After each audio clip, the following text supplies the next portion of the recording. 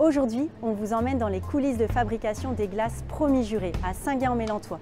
Vous connaissez probablement les pots en verre, mais l'entreprise fabrique également des bûches de Noël. On est en pleine période, c'est le rush depuis mi-septembre. Au total, environ 4000 bûches vont être faites pour les périodes de fêtes de fin d'année.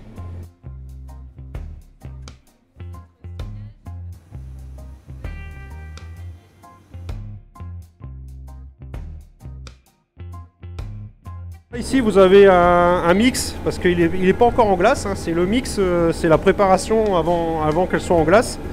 Donc là vous avez tous les ingrédients, donc le lait, la crème, les jaunes, le sucre, la vanille, parce que pour le coup c'est de la vanille. Et donc là on monte à 85, on redescend à 4 degrés dans les 2 heures. Et ensuite on laisse en maturation 24 à 48 heures, voire 72 heures pour certains parfums.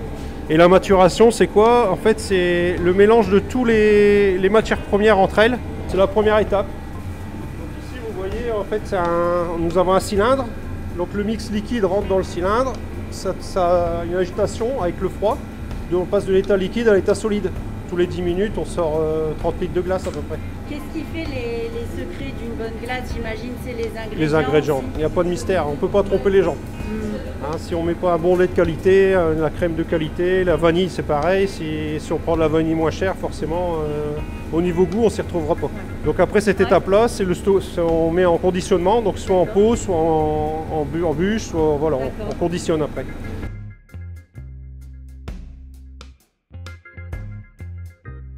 On fait un montage à l'envers, donc on commence par le fond, donc le biscuit dans un premier temps, et ensuite on fait l'insert intérieur, et à l'étape finale, on monte vraiment l'extérieur de la bûche, on met l'insert à l'intérieur et on finit par le biscuit.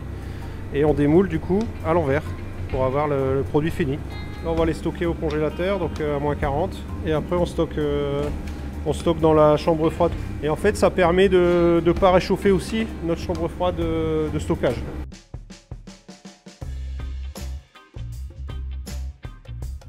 Ici on est à moins 22 degrés, donc en stockage final des produits avant de partir chez nos clients.